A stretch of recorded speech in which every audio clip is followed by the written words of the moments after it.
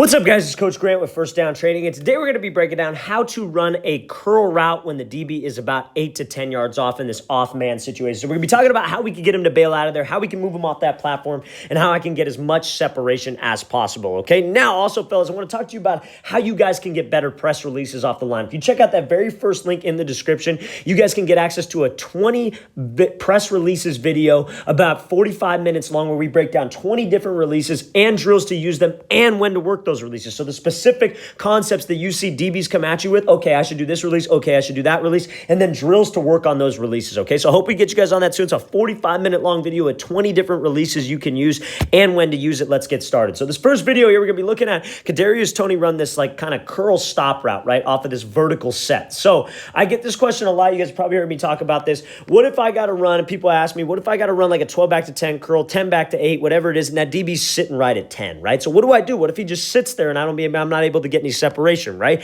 So it all kind of varies, right? It all kind of depends on what we're doing. So when you come off the line, you want to make this guy move. A lot of it has to do with scheme, right? A lot of it has to do with, okay, maybe we could just come at him and we just continuously run fade after fade after fade. I get him to move off that platform. I make my routes look the same. Then I can drop this off. But what if we're not? What if we haven't been doing that? What if this is something we come out with the first right out of the gate, first release that we decide to go with? This is something that we got to be able to do, right? So now when we come off the line, you want to close the cushion. You see this right here? That's what we call the cushion. So I want to close that. I want to try to step on his toes and make him move. I want to have that. That has got to be engraved in your mindset. I got to make this guy move. I got to make him bail out of there. So when I come off the line of scrimmage, I'm fast, right? My eyes are forward. I'm looking past this guy. I'm not looking at him. I'm not looking at the floor. I'm looking past him or through him, right? I want to make him think vertical, right? So now my pad level has also got to say vertical. My pad level's got to say I'm running a 40-yard dash and I'm trying to clock under a 4.4, right? That's what we got to have. That's that mindset that you got to have every time you run this route, and your stride's got to stay the same. So now Toney decides to go, they call this a vertical set. So what this is it sells like, when you guys run that move, like a lot of people ask me also, how do I run a fade when the DB's about 10 yards off? You want to close the cushion and you want to give him a vertical set pressure step to the inside like Toney does right here. Hopefully he'll sit on it. Hopefully he'll drive on like a post or an in route, whatever you're trying to sell with your body. And then we could win that race to the outside and win the race to the ball and beat him over the top. So that's what we're hoping with this step, right? And that's how we're building off of this step. So maybe we've worked this before in the game. Maybe I've hit him with this pressure step a couple different times.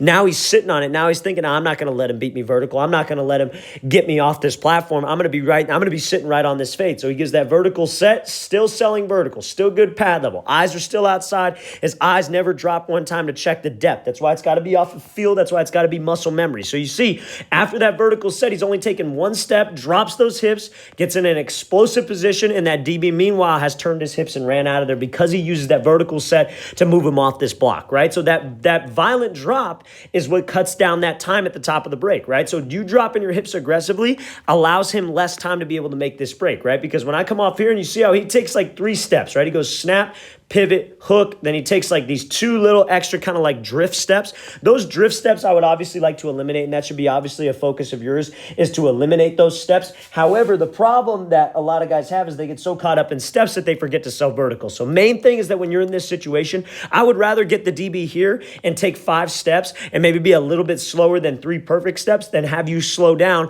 get the DB right here, be right on your back hip because you were so concerned with getting out with the perfect steps, and then have him be all over you. So sell vertical and make sure we have that violent drop when you got to run that curl route at 10 when the DB is sitting right at 10. Let's watch the thing again, full speed one more time. Great job by Toney working this route, selling vertical. Everything about it's a fade until it's not, where you can drop your hips and then come back to the ball. Great route. All right, guys, I really want to thank you for watching. I really appreciate it. Again, if you want a full 45-minute long video on 20 press releases, drills to work those press releases, and you guys want to know when to use those releases against specific DB looks, check out that very first link in the description. Like I said, we have discounts also available on the website for these programs that we offer. So I hope we get you guys on that soon, and I'll see you guys next time.